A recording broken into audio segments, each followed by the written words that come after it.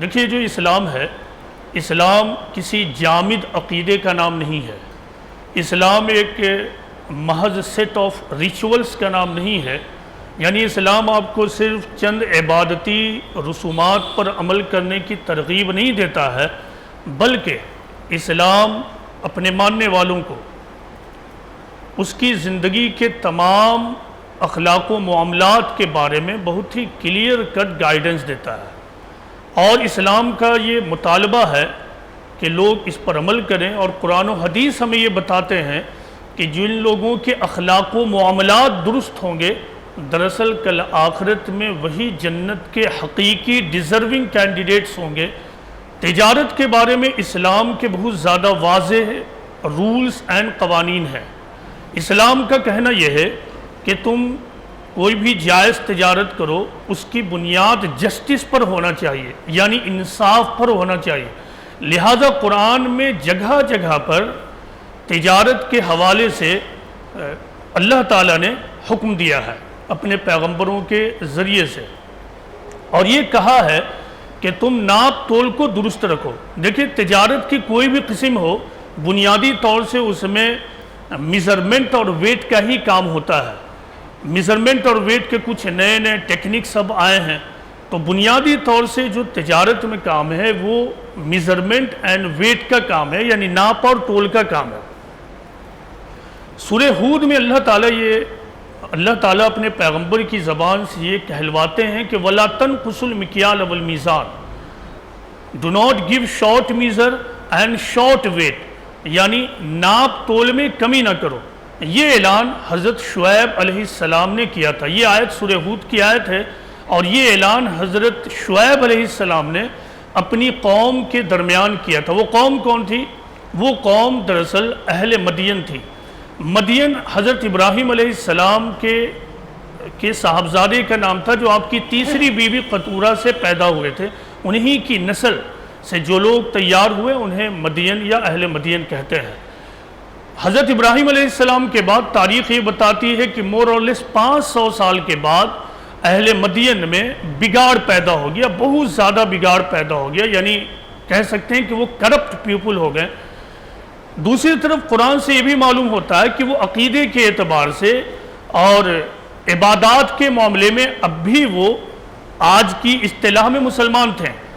قرآن سے یہ معلوم ہوتا ہے کہ اہل مدین کون تھے؟ وہ اپنے زمانے کے مسلمان تھے۔ حضرت شعیب علیہ السلام کو ان کے درمیان بھیجا گیا کہ ان کی خرابی کی اصلاح کریں۔ اب سوال یہ کہ وہ خرابی کیا تھی؟ وہ خرابی دراصل بزنس کے معاملات میں، ٹریڈنگ میں اور ٹریڈنگ ٹرانزیکشن میں، میزرمنٹ میں خرابی کا معاملہ تھا۔ وہ بنیادی طور سے ٹریڈنگ کمیونٹی تھی، یعنی تاجر قوم تھی۔ اس لیے ان کی جو خرابی ظاہر ہوئی، ان کی تجارت میں ظاہر ہوئی، وہ ناپ تول میں بہت زیادہ کمی کرنے لگے۔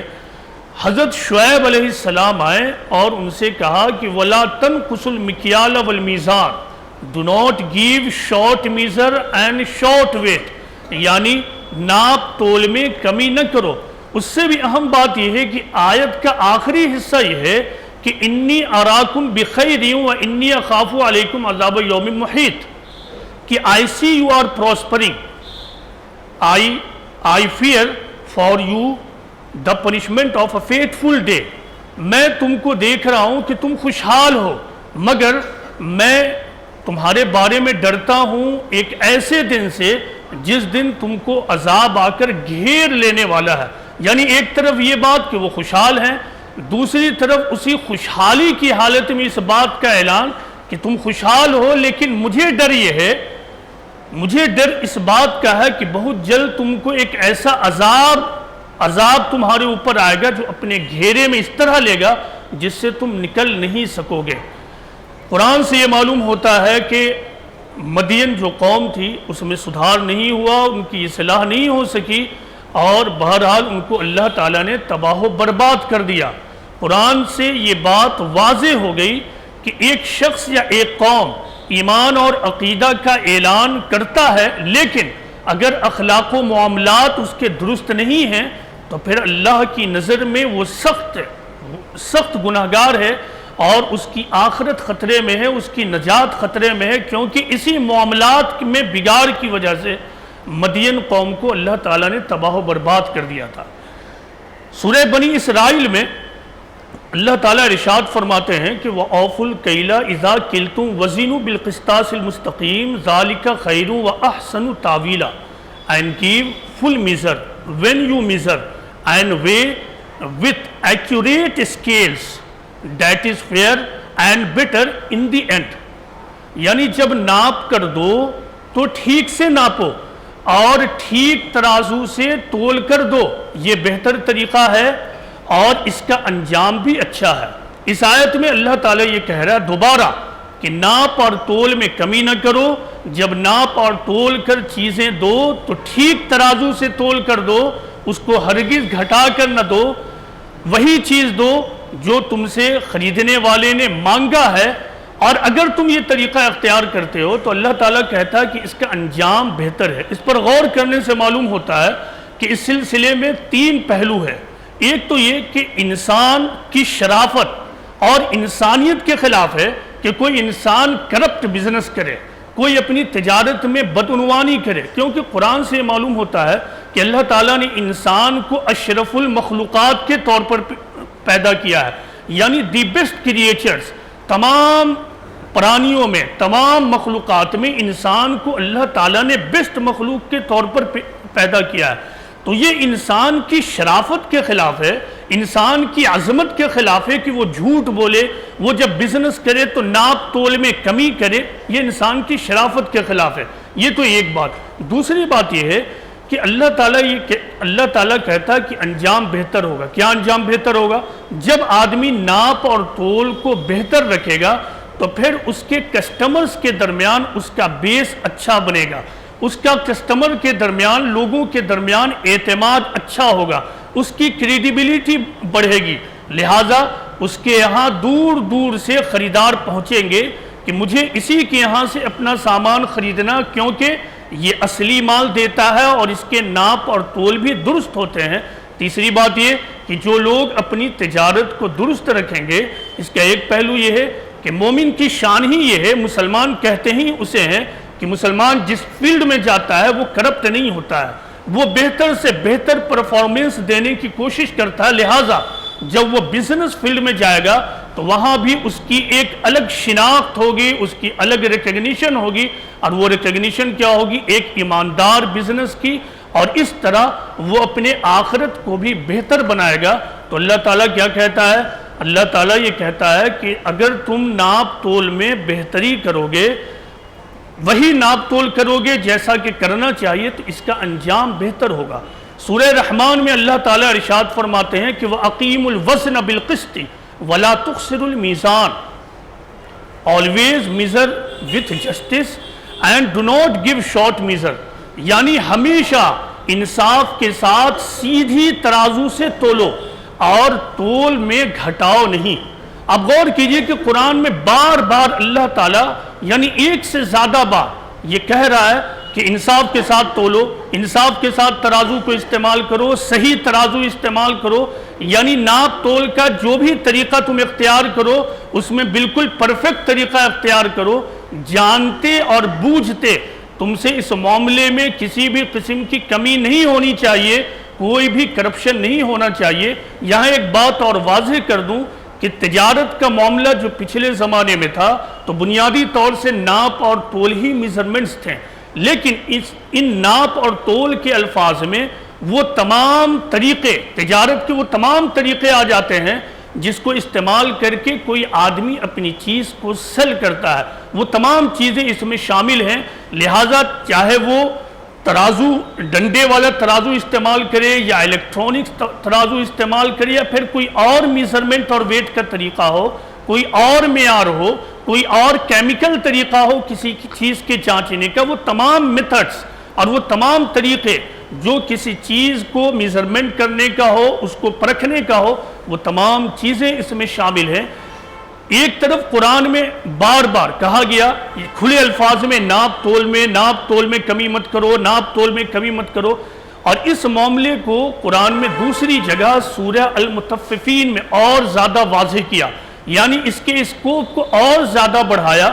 اللہ تعالیٰ نے اعلان کیا کہ وَيْلٌ لِّلْمُطَفِّفِينَ الَّذِينَ إِذَا اكْتَالُوا عَلَى النَّاسِ يَسْتَوْفُونَ وَإِذَا كَالُوهُمْ أَوْ وَزَنُوهُمْ يُخْسِرُونَ أَلَا يَظُنُّ أُولَٰئِكَ أَنَّهُم مَّبْعُوثُونَ لِيَوْمٍ عَظِيمٍ يَوْمَ يَقُومُ النَّاسُ لِرَبِّ الْعَالَمِينَ. Woe to those who give short measure, who demand of other people for full measure for themselves, but when they give by measurement or weight to others, they give them less. Do such people not realize that they will be raised up on a fateful day, the day when mankind will stand before the Lord of the universe. ان آیتوں میں اللہ تعالیٰ نے آغاز ہی میں ناپ تول میں کمی کرنے والوں پر بہت زیادہ ماتم، بہت زیادہ افسوس کا اظہار کر دیا. عربی میں ویل کا لفظ، واو یہ لام، عربی زبان میں ویل کا لفظ اس وقت استعمال ہوتا ہے جب کسی معاملے میں بہت زیادہ افسوس، بہت زیادہ عذاب کا اظہار، بہت زیادہ ماتم کا اظہار اور ایکسپریشن کرنا ہوتا ہے، تب عربی میں ویل کا لفظ استعمال ہوتا. اللہ تعالیٰ اس سورہ کے شروع ہی میں پوری سورت میں جہنم کے عذاب اور آخرت میں گناہگاروں کا کیا انجام ہوگا اس بارے میں ذکر ہے. ابتدا میں چند آیتوں میں اللہ تعالیٰ کہتا ہے کہ ویل للمطففین، woe to those who give short measure, یعنی خرابی ان لوگوں کی جو ناپ تول میں کمی کرتے ہیں. آگے اللہ تعالیٰ بہت ہی باریک انداز میں ایک بات کہتا ہے، وہ یہ، اور جو لوگ دوسروں سے لیتے ہیں، دوسروں سے ناپ کر لیتے ہیں تو پورا لیتے ہیں، اور جب وہ دوسروں کو ناپ کر یا تول کر دیتے ہیں تو گھٹا کر دیتے ہیں. کیا یہ لوگ نہیں سمجھتے ہیں کہ وہ ایک بڑے دن اٹھائے جانے والے ہیں، اس دن جس دن تمام لوگ خداوند عالم کے سامنے کھڑے کیے جائیں گے. یعنی شروع ہی میں اللہ تعالیٰ نے ایک طرف کہا کہ ویل، یعنی افسوس ہے ایسے لوگوں پر جو ناپ تول میں کمی کرتے ہیں، اور پھر آگے کہتا ہے کہ یہ وہ لوگ ہیں جو اپنے معاملے میں تو جب کوئی معاملہ کرنا ہو تو بڑی ایکوریٹ انداز میں کرتے ہیں، پورا لیتے ہیں، فل میزرمنٹ لیتے ہیں، لیکن جب دوسروں کو دینا ہوتا ہے ناپ تول کر تو وہ گھٹا کر دیتے ہیں. اس سورہ میں ایک لفظ استعمال ہوا تطفیف. تطفیف کے لفظی معنی ہے ناپ تول میں کمی کرنا، ناپ تول میں گھٹانا. اور متفف کا مطلب ہوتا ہے وہ شخص جو ناپ تول میں کمی کرتا ہے. متففین اسی کی دراصل جمع ہے ون ہو گیو شارٹ میزر.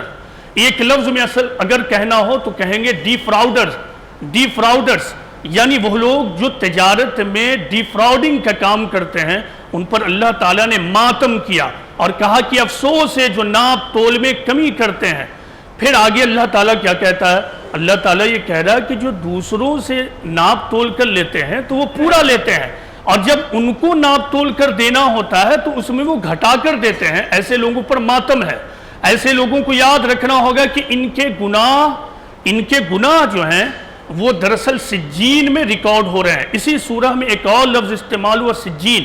سجین دراصل ریکارڈ بک ہے گنہگاروں کا جو آخرت تک کے لیے محفوظ کیا جا رہا ہے. تمام گنہگاروں کے گناہ، تمام گنہگاروں کی ایکٹیویٹیز دراصل اسی ریکارڈ بکس میں کل قیامت تک کے لیے محفوظ ہیں.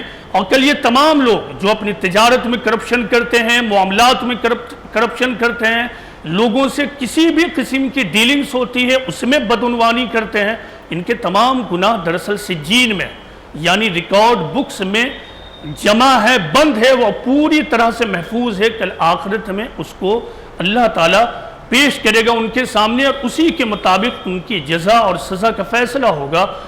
مفسرین کا کہنا ہے کہ اس آیت کے لفظی معنی تو ناپ تول میں کمی کا ہے، لیکن بعض مفسرین اور فقہا نے اس کو ایکسٹینڈڈ میننگ میں لیا ہے اور اس کو ایک آدمی کے تمام معاملات، تمام اخلاقیات میں شامل کیا ہے. اور ان کا کہنا یہ ہے کہ یہاں دراصل ایک اصولی طور پر انسان کے کیریکٹر کو بیان کیا گیا ہے کہ مین کیریکٹر کے لوگ اور ویک کیریکٹر کے لوگ کیسے ہوتے ہیں، اور اسٹرانگ کیریکٹر کے لوگ، اسٹرانگ پرسنالٹی کیسے ہوتے ہیں.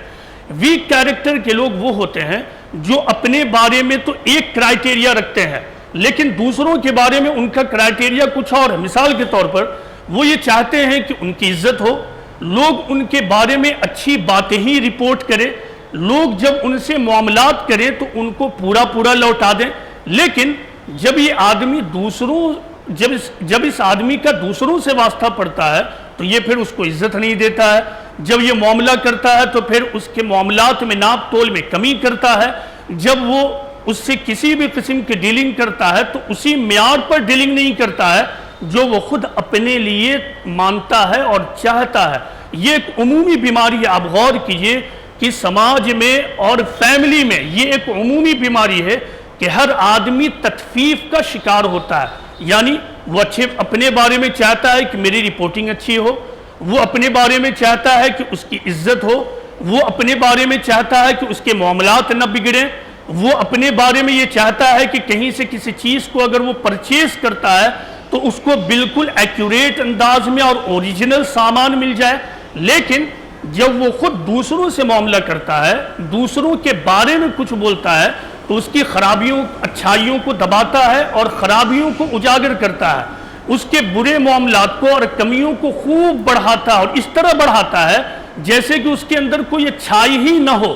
یہی وہ لوگ ہیں جن کو دراصل قرآن میں متففین کہا گیا ہے، یعنی یہاں معاملہ صرف ناپ تول ہی کا نہیں رہا بلکہ ان تمام انسانی معاملات کا آ گیا کہ جو اپنے بارے میں چاہو وہی دوسروں کے بارے میں بھی تم کرو۔ تم اپنے بارے میں چاہتے ہو کہ تمہاری عزت ہو، تم بھی دوسروں کی عزت کرو، تم چاہتے ہو کہ تمہیں معاشرے میں ایک خاص جگہ ملے، تم بھی دوسروں کو جگہ دو، تم چاہتے ہو کہ تمہارے بزنس میں کوئی خرابی نہ ہو، تم بھی دوسرے کے بزنس میں کوئی خرابی پیدا نہ کرو، تم چاہتے ہو کہ تم جب کہیں سے کوئی چیز پرچیز کرو تو تمہیں ٹھیک میزرمنٹ اور ویٹ کے ساتھ ملے، اوریجنل آئٹم ملے، تم بھی دوسروں کو ٹھیک میزرمنٹ اور ویٹ کے ساتھ اور اوریجنل آئٹم دو۔ آدمی یہ چاہتا ہے کہ اس کی اچھی امیج سماج میں بنی رہے تو وہ دوسروں کے بارے میں بھی اچھی امیج کو رپورٹ کرے۔ ہر آدمی کے اندر کوئی نہ کوئی خامی ضرور ہوتی ہے، لیکن متففین دراصل وہ لوگ ہیں جو خامیوں کو خوب اجاگر کرتے ہیں لیکن اس کی اچھائیوں کو دباتے ہیں اس طرح سے جیسے کہ اس کے اندر کوئی بھی اچھائی ہی نہ ہو۔ یہی وہ تطفیف کا مسئلہ ہے جس کی وجہ سے ایک فیملی میں بھی اکثر بگاڑ ہوتا ہے، آپس میں نزاع پیدا ہوتا ہے، ٹکراؤ کی نوبت آتی ہے، اور یہی معاملہ سماج کے اندر بھی ہوتا ہے کہ آدمی دوسروں کی برائی خوب اجاگر کرتا ہے اور اپنی اچھائیوں کو اجاگر کرتا ہے، یعنی دوسروں میں صرف برائی اور میرے اندر صرف اور صرف اچھائی۔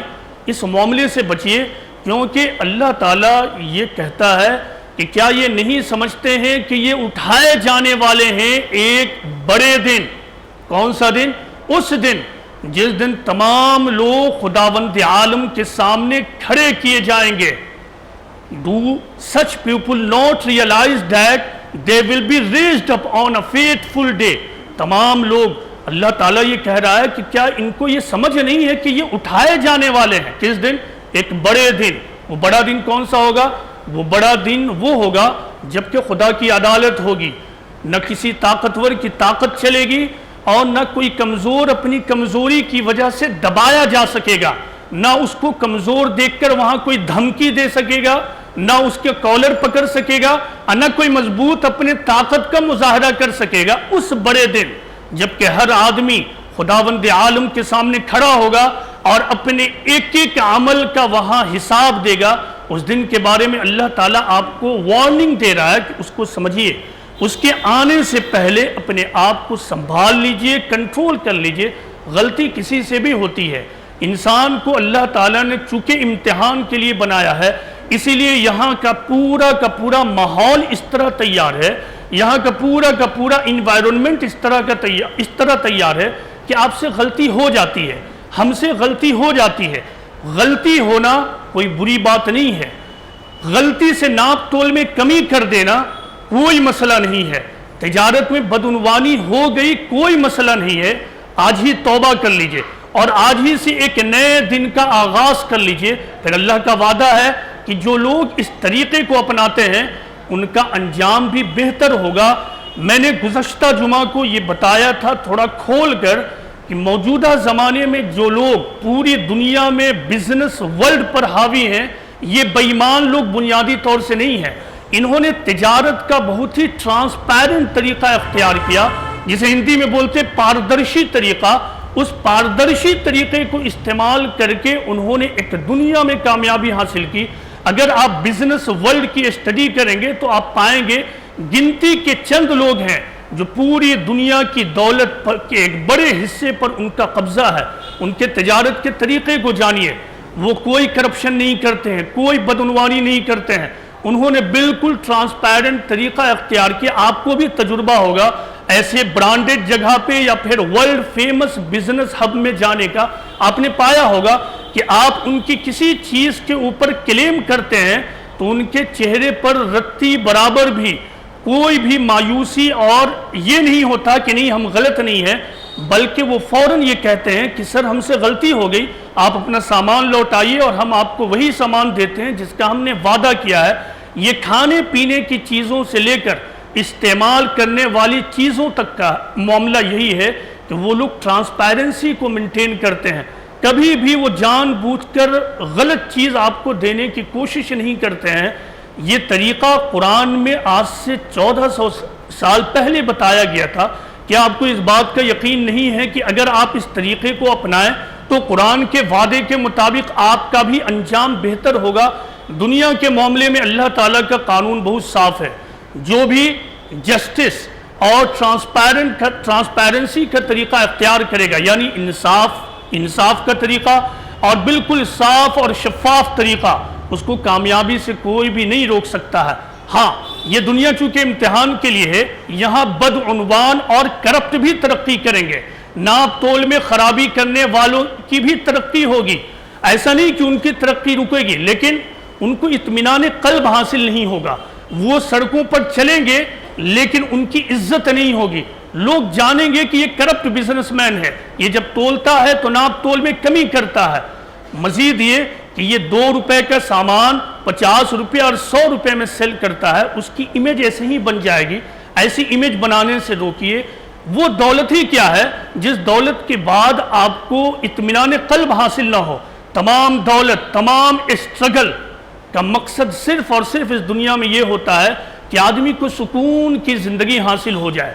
رات میں جب وہ سوئے تو اس کو اس قسم کی کوئی ٹینشن نہ ہو کہ میں نے کرپشن کیا ہے، اس کا پیسہ مارا ہے، اس کو جھول دیا ہے، اس کے مال کو کم تولا، بلکہ وہ اطمینان سے سوئے اور یہ کہے کہ اس اطمینان میں ہو کہ اگر خدا کا فرشتہ میرے سونے کے بعد مجھے یہاں سے لے کر چلا بھی جائے تو مجھے اس معاملے میں کم از کم غم نہیں ہوگا کہ میں نے جان بوجھ کر کسی کے ساتھ دھوکہ دھڑی اور ڈی فراڈنگ کا کام کیا ہے۔